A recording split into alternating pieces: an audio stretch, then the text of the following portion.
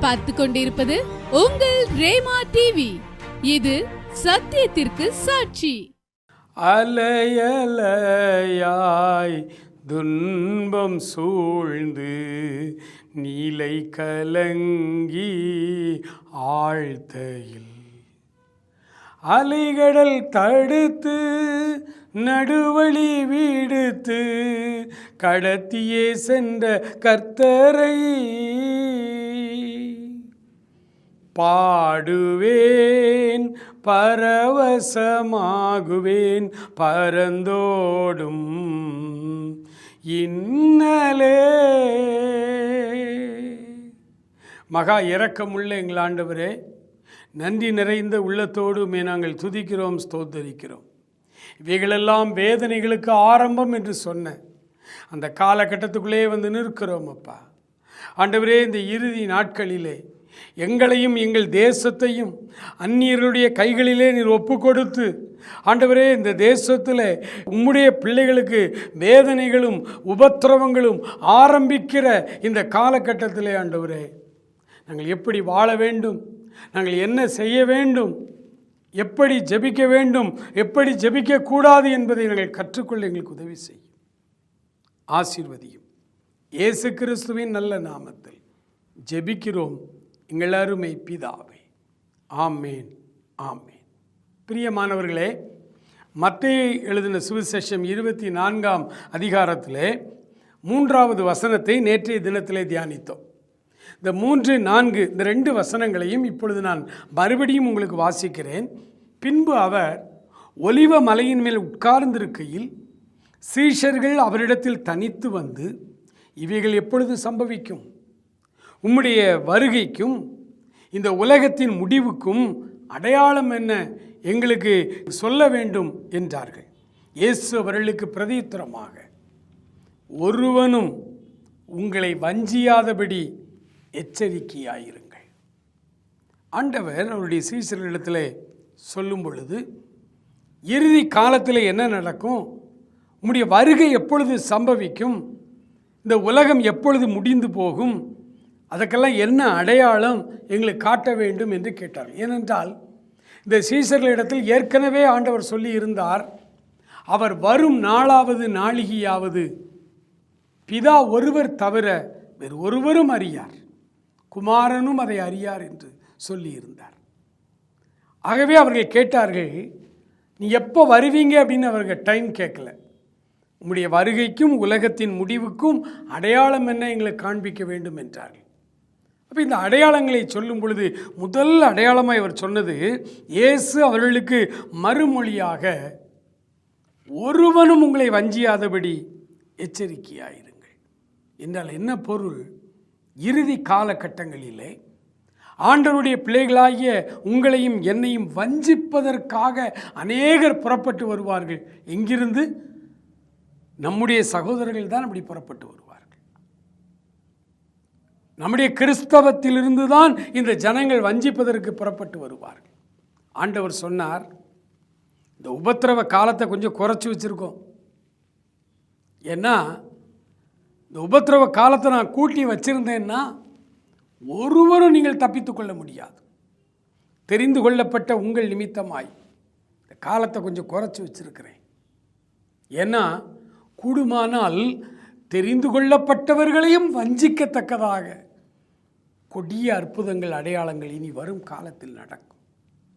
இறுதி காலத்திலே வாழ்ந்து கொண்டிருக்கிறோம். வஞ்சனைகளுக்கு தப்ப வேண்டும். அநேகர் நம்மை வஞ்சிக்கும்படி வருகிறார்கள்.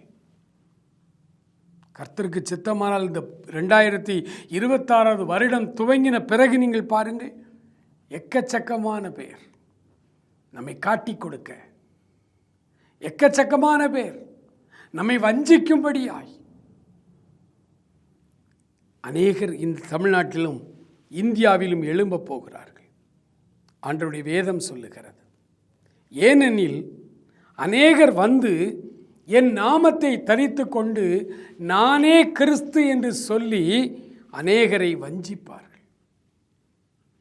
இந்த வஞ்சனை வழிநெடுக 2000 வருடமாய் உலக வரலாற்றிலே நடந்து கொண்டிருக்கிறது. இதுவரைக்கும் 50க்கும் அதிகமான பேர் நான் தான் கிறிஸ்து என்று சொல்லி அநேக ஜனங்களை வஞ்சித்தார்கள். ஒவ்வொரு காலகட்டத்திலும் அது நடந்த. அமெரிக்காவில் நிறைய இப்படி நடந்தது.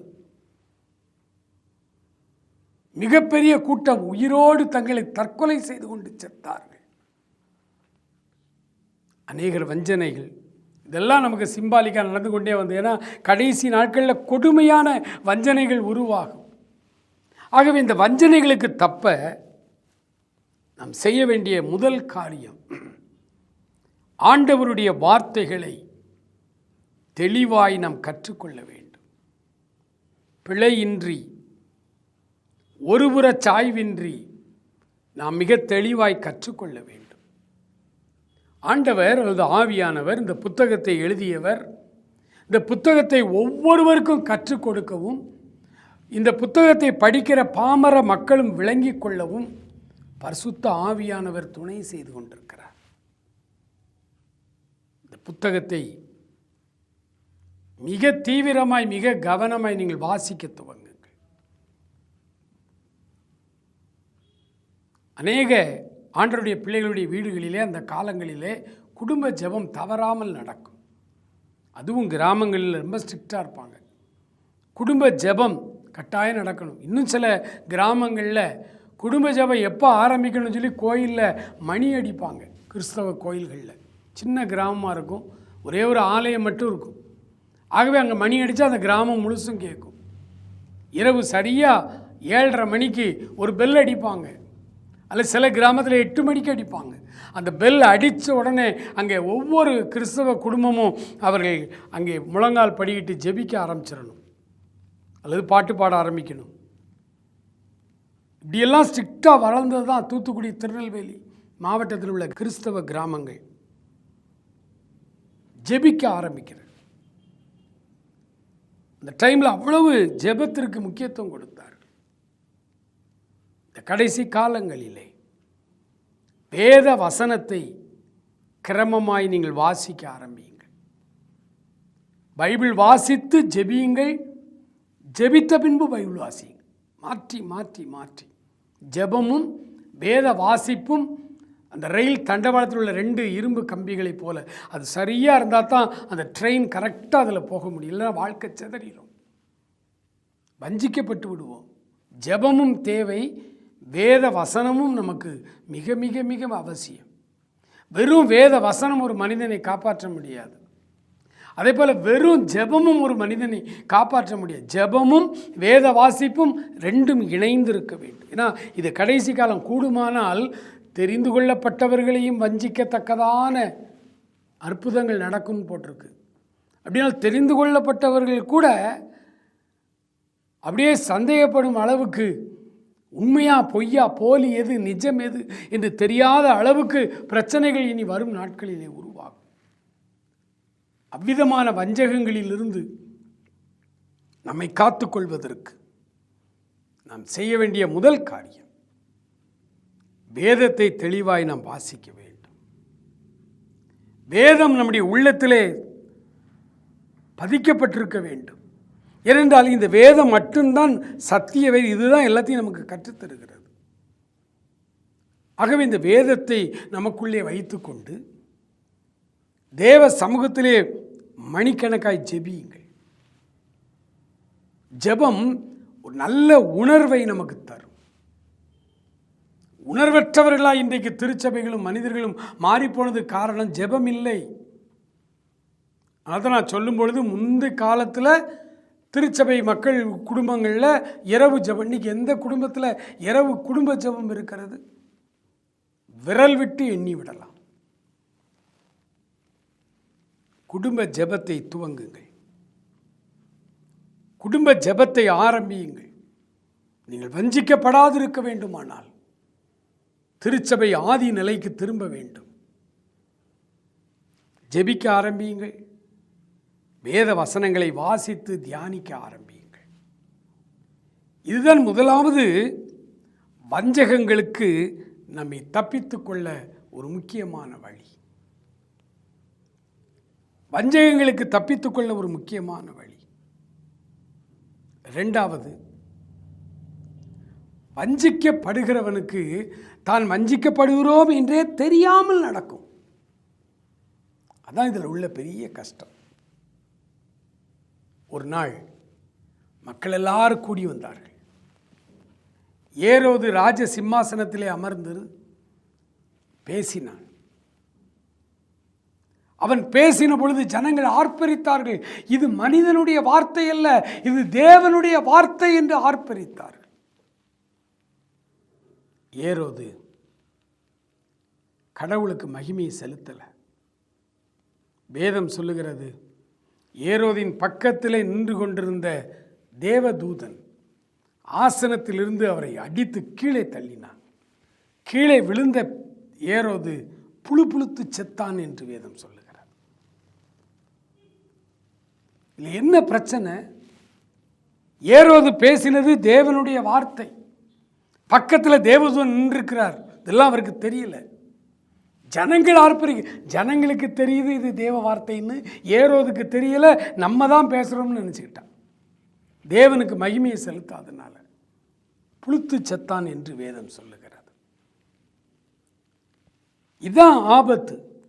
வஞ்சிக்கப்படுகிறவர்கள் நான் வஞ்சிக்கப்பட்டிருக்கிறேன்னு அவங்களுக்கு தெரியாது. நிறைய கிறிஸ்தவ மேடைகளில் வஞ்சிக்கப்பட்ட ஊழியர்கள் தான் நட்சத்திரங்களைப் போல நின்று கொண்டிருக்கிறார்கள். அவர்கள் அடிப்படையிலே வஞ்சிக்கப்பட்டு விட்டவர்கள். ஆனால் தான் வஞ்சிக்கப்பட்டதே அவர்களுக்கு தெரியல.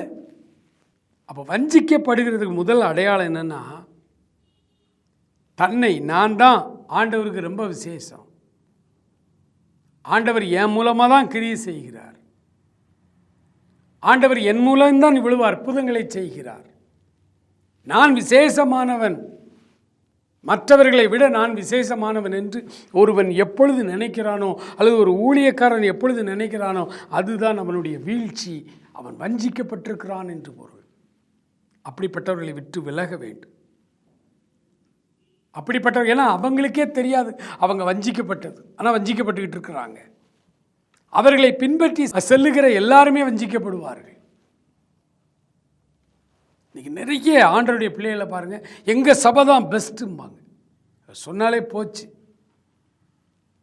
எங்க சபை தான், எங்க பாஸ்டர் தான் சூப்பர், எங்க பாஸ்டர் ஜோம் பண்ணாருன்னா வியாதிகள் சுகமாகும், எங்கள் பாஸ்டர் ஐயோ வந்து நின்று அவ்வளோ மகிமையாக இருக்குன்னு சொல்லி ஒரு திருச்சபையின் மக்கள் சொல்லிட்டாங்கன்னா அந்த பாஸ்டரும் சரி அந்த சபை மக்கள் வஞ்சிக்கப்பட்டிருக்கிறார்கள் என்று பொருள்.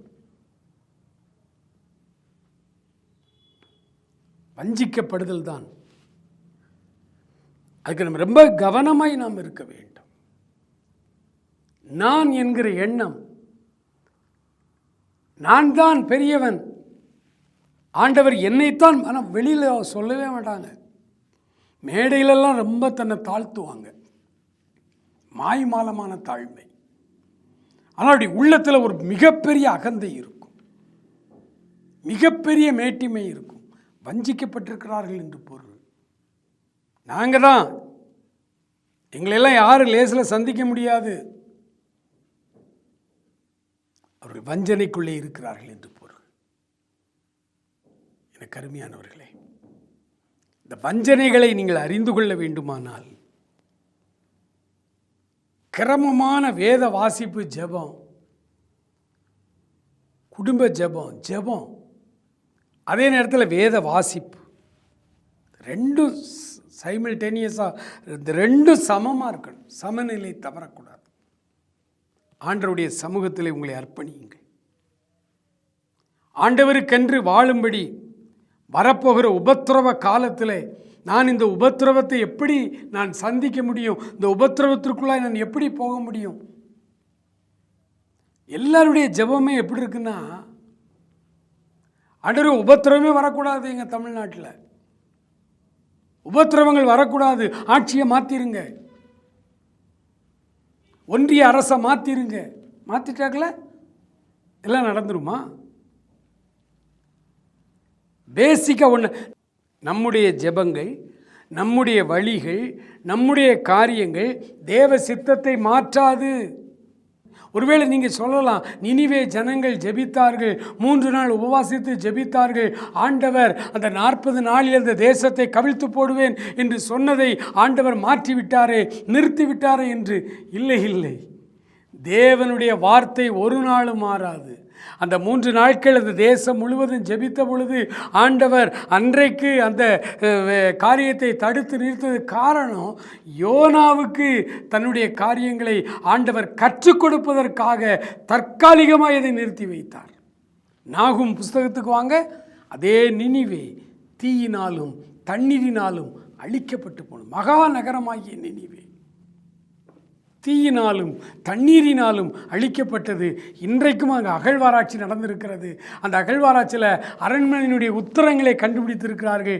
அந்த உத்தரத்தின் மேல் பகுதி முழுவதும் தீயினால் சுடப்பட்டிருக்கிறது. கீழே இருந்து வெள்ளம் வந்ததற்கான அறிகுறி அடையாளங்கள் இருக்கிறது. கீழே இருந்து வெள்ளம் வந்தது, மேலே தீப்பற்றி எரிந்தது.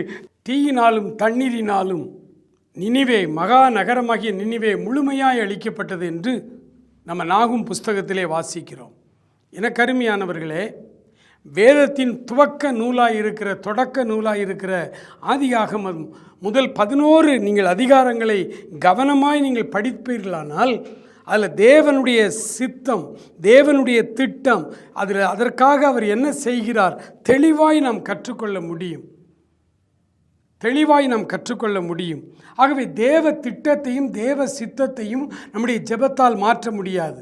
ஆனால் ஆகிலும் நாம் ஏன் உபவாசித்து ஜெபிக்க வேண்டும் என்றால், இந்த தேவ சித்தம் நடைபெறும் பொழுது அதில் நான் சரியாய் நடந்து வர வேண்டும். இந்த உபத்திரவங்களிலே, இந்த வேதனைகளிலே நான் திசை கெட்டு போய்விடக்கூடாது, நான் திசை மாறி போய்விடக்கூடாது. வலது பக்கம் இடது பக்கம் நான் சாயும் பொழுது வழி இதுவே, இதிலே நடவுங்கள் என்று உங்களுக்கு பின்னால் ஒரு சத்தம் கேட்கும் என்று சொன்னாரே, அது தேவனுடைய வார்த்தைகள். அந்த வார்த்தைகளை நான் கவனமாய் கற்றிருக்க வேண்டும். எனக்கு அருமையான ஆண்டவருடைய பிள்ளைகளே, துரிதமாக இந்த வேலையை செய்யுங்கள். வரப்போகிற காலம் அல்லது வரப்போகிற ஆண்டு உபத்திரவங்கள் திரளாய் வரப்போகிற ஒரு ஆண்டு. நாம் கவனமாய் வாழணும். அந்த உபத்திரவத்தை நாம் ஓடி போய்விட முடியாது. அந்த உபத்திரவத்தின் வழியாய் தான் வர வேண்டும். ஆனால் அந்த உபத்திரவத்தின் வழியாய் வருவதற்கு தேவ பலன் நமக்கு கிருபையாய் கொடுக்கப்பட்டிருக்கிறது. ஆண்டவர் நம்மை நடத்தும்படிக்கு முதலாவது வஞ்சிக்கப்படாதிருங்கள். யாராவது எதையாவது சொன்னால் உடனே நம்பிவிடாதிருங்கள். வேதம் அதை குறித்து என்ன சொல்கிறது? திரும்ப திரும்ப வாசியுங்கள். சில நேரங்களில் சில வார்த்தைகள் சொல்லப்படும் பொழுது அது உண்மை போல நமக்கு தெரியும். அது நிஜமான காரியமாய் நமக்கு தெரியும். ஆனால் அடுத்து தேவனுடைய வார்த்தைகளுக்குள்ளே வரும் பொழுது நாம் அதை சரியாய் கற்றுக்கொள்ள முடியும். வழக்கிலே முதலாவது பேசுகிறவன் நியாயவான் போல காணப்படுவான். அவன் அயலானோ வந்து அவனை பரிசோதிக்கிறான். ஆகவே தேவனுடைய வார்த்தைகளெல்லாம் நாம் வஞ்சிக்கப்பட முடியாமல் நாம் தப்பித்து கொள்வதற்கான வழி, ஆண்டவருடைய வார்த்தைகளை வாசித்து தேவ சமூகத்திலே தீவிரமாய் ஜெபிக்கிறவர்களாய் நாம் மாற வேண்டும். தீவிரமாய் வேதம் வாசிக்கிறவர்களாய் மாற வேண்டும். அதை தியானிக்கிறவர்களாய் மாற வேண்டும். தீவிரமாய் ஜெபிக்கிறவர்களாய் மாற வேண்டும். ஒரு வசனத்திற்கு இன்னொரு வசனம் அங்கே ஜோடியாக இருக்கும். அதை தேடி கண்டுபிடித்து வாசிக்க வேண்டும். அப்போதான் முழு சத்தியத்தை விளங்கிக் கொள்ளலாம். பிள்ளைகளே, உங்கள் பெற்றாருக்கு எல்லா காரியத்திலும் கீழ்ப்படியுங்கள் என்று வேதம் ஒரு இடத்துல சொல்லுகிறது. உடனே இவன் கேட்குறான், அப்போ எங்கள் அப்பா சாராயம் வாங்கிட்டு சொன்னால் நான் வாங்கி கொண்டு வந்து கொடுக்கலாமா? நான் பிரசங்கர் ஆகிட்டேன். எங்கள் அப்பா கேட்குற சிகரெட் வாங்கிட்டு வாங்குறாரு, நான் போய் சிகரெட் வாங்கி கொண்டு வந்து அவருக்கு கொடுக்கலாமா? வேத வசனம் சொல்லுகிறது பெற்றாருக்கு எல்லா காரியத்திலும் கீழ்ப்படியுங்கள் என்று. ஆனால் அதே வேதத்தில் கொஞ்சம் தேடி வாசித்தோம்னா இந்த வசனத்திற்கான விளக்கம் அடுத்த ஒரு வசனத்தில் அவர் கொடுக்குறாரு. பிள்ளைகளே, உங்கள் பெற்றாருக்கு கர்த்தருக்குள் எல்லா காரியத்திலும் கீழ்ப்படியுங்கள். கர்த்தருக்குள் கீழ்ப்படியுங்கள். ஜெபிக்காத, பைபிள் வாசிக்காதன்னு சொல்லி பெத்தவங்க சொன்னாலுமே கேட்கக்கூடாது.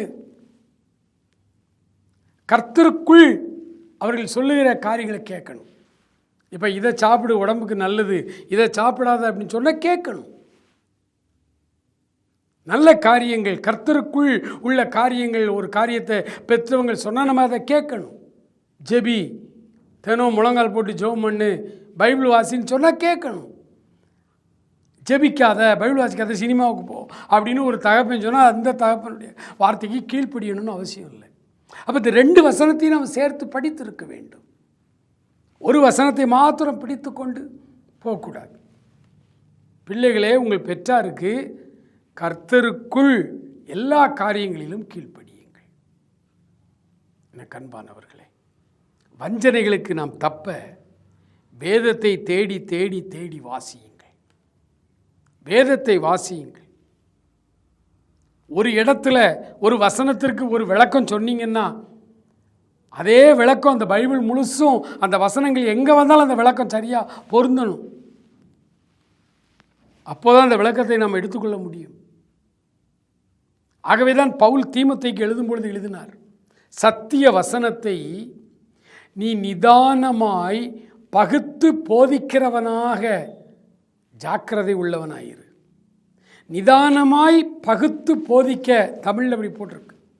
ஆங்கிலத்தில் right dividing of the word of God அப்படின்னு போட்டிருக்கு. தேவனுடைய வார்த்தைகளை சரியாய் பகுத்து போதிக்க வேண்டும் என்று அங்கே எழுதப்பட்டிருக்கிறது.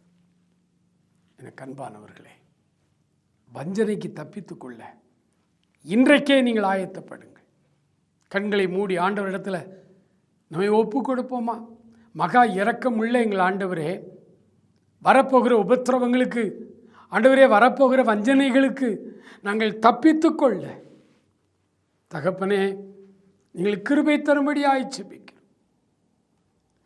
ஒருவரை ஒருவர் இடரல் அடைந்து காட்டிக் கொடுப்பார்கள் என்றும், அநேகர் எழும்பி உங்களை வஞ்சிப்பார்கள் என்றும், ஆண்டவரே, கள்ள தீர்க்கதரிசிகளும் கள்ள போதகர்களும் திரளாய் எழும்புவார்கள் என்றும் சொல்லப்படுகிற அந்த காலகட்டத்துக்குள்ளே வந்திருக்கிறோம் அப்பா. நாங்கள் இந்த காலகட்டங்களிலே தவறான உபதேசங்களை கண்டறிந்து, தவறான தீர்க்க தரிசனங்களை கண்டறிந்து சரியான பாதையிலே நடக்கிறவர்களாய் ஆண்டவரே எங்களை நடத்தி செல்லும். எங்களை நடத்தி செல்லும். ஆசீர்வதியும், காத்துக்கொள்ளும், வழி நடத்தும். இயேசு கிறிஸ்துவின் நல்ல நாமத்தில் ஜெபிக்கிறோம் எங்கள் அருமை பிதாவே. ஆமேன், ஆமேன்.